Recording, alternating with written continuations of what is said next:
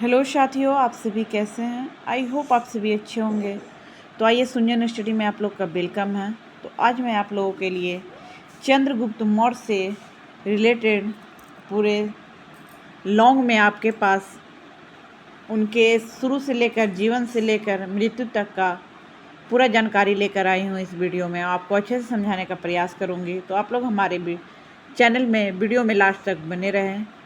तो अभी तक आप लोगों ने अगर हमारे वीडियो को लाइक नहीं किया तो लाइक करें। सिंधु सभ्यता से रिलेटेड बहुत तरह के वीडियो पड़े हुए हैं हमारे इस चैनल पे, आप लोग जाकर देख सकते हैं। तो चलिए ज़्यादा देर ना करते अपने क्लास को हम स्टार्ट करते हैं। चंद्रगुप्त मौर्य को भारत के सबसे महान शासकों में से एक माना जाता है और रियल में आगे आप लोग कहानी पढ़ेंगे तो आपको भी समझ में आ जाएगा कि ये कैसे महान शासक बने। वे मध्यकालीन भारत के सबसे शक्तिशाली सम्राटों में से एक थे। उन्होंने ही अपने गुरु चाणक्य के मार्गदर्शन में महान मौर्य साम्राज्य की स्थापना की थी, जिस वंश में आगे चलकर अशोक महान जैसे महान शासक का जन्म से लेकर उनकी मृत्यु तक उनके जीवन के सभी महत्वपूर्ण घटनाओं और पहलुओं के बारे में विस्तार से हम इसमें आपको बताने जा रहे हैं। तो इस वीडियो में हम पूरे को नहीं बता पाएंगे, कुछ ही बता पाएंगे, और क्योंकि वीडियो बहुत ज़्यादा लॉन्ग हो जाता है तो नेक्स्ट वीडियो में आप लोग इनका जन्म हुआ था 340 ईसा पूर्व में। इनका पूरा नाम है चंद्रगुप्त मौर्य। इनका जन्म स्थान था पाटलिपुत्र मगध, यानी वर्तमान में जो पटना बिहार है वही। इनकी माता का नाम नंदा था, पिता का नाम मूरा, पत्नी का नाम दुर्धरा था। इनके पुत्र का नाम बिंदुसार था और इनकी मृत्यु हुई थी 300 ईसा पूर्व में। चंद्रगुप्त मौर्य का जन्म 300 ईसा पूर्व में हुआ था। इन्होंने महान मौर्य साम्राज्य की स्थापना की थी। चंद्रगुप्त मौर्य पूरे भारत को एक करने में कामयाब रहे थे। वो मिलाने में थे, तोड़ने में नहीं थे भारत को। उन्होंने भारतवर्ष पर 24 वर्ष तक शासन किया था। आप लोग सोच सकते हैं, चंद्रगुप्त को भारत के इतिहास का एक महान सम्राट माना जाता है। चंद्रगुप्त मौर्य के गद्दी पर बैठने से पहले सिकंदर ने उत्तर पश्चिमी भारत पर आक्रमण किया था। चंद्रगुप्त ने अपने गुरु चाणक्य, जिसे हम कौटिल्य या विष्णुगुप्त के नाम से भी जानते हैं, जो चंद्रगुप्त के प्रधानमंत्री भी थे, उन्होंने गुरु चाणक्य के साथ एक नया साम्राज्य बनाया, राजचक्र के सिद्धांतों को लागू किया। इनका जो शुरू से साथ देने वाले थे वो थे चाणक्य, जिन्हें हम कौटिल्य कहते हैं, विष्णुगुप्त के नाम से भी जानते हैं। ये इनके प्रधानमंत्री थे। इन्होंने ही शुरू से अंत तक इनका साथ दिया था और चंद्रगुप्त मौर्य ने एक नया साम्राज्य बनाया और राजचक्र के सभी सिद्धांतों को भी लागू किया।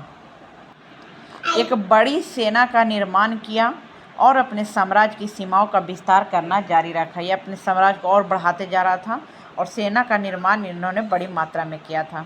सिकंदर के आक्रमण के समय लगभग समस्त उत्तर भारत पर धनानंद का शासन था। चाणक्य ने नंद वंश को खत्म करने का निश्चय लिया था। अपनी योजना के तहत चंद्रगुप्त ने सर्वप्रथम पंजाब पर कब्जा किया था। कहाँ कब्जा किया था? पंजाब पर। उसका यवनों के विरुद्ध स्वातंत्र्य युद्ध संभवतः सिकंदर की मृत्यु के कुछ ही समय बाद आरंभ हो गया था। जस्टिन के अनुसार सिकंदर की मृत्यु के उपरांत भारत ने सांड्रोकोटस के नेतृत्व में दास्ता के बंधन को तोड़ फेंका और यवन राज्यपालों को भी इन्होंने मार डाला।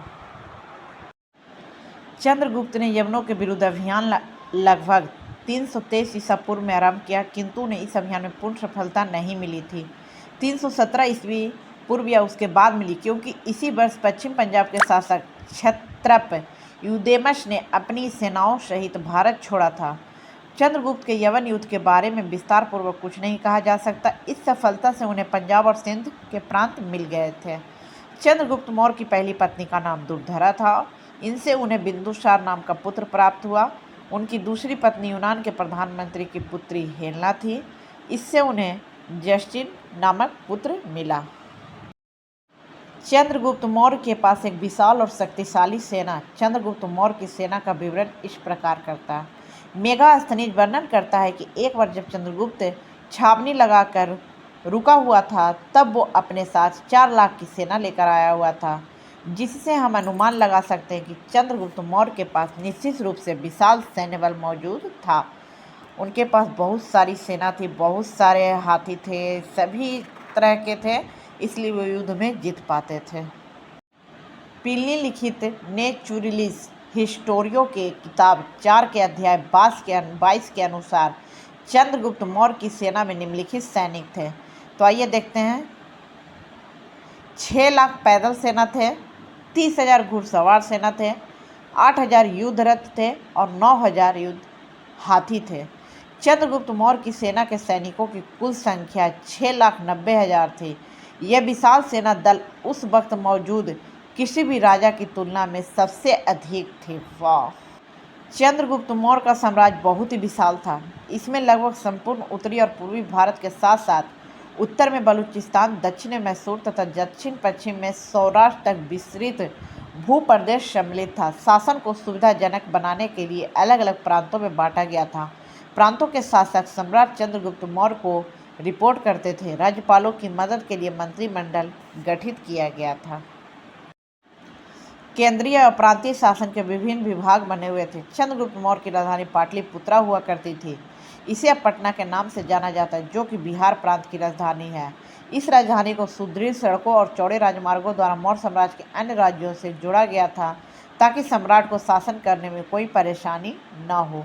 तो आगे का और भी इससे रिलेटेड बहुत सारे अभी बचे हुए हैं टॉपिक, वो सभी मैं लेकर आऊँगी नेक्स्ट वीडियो में।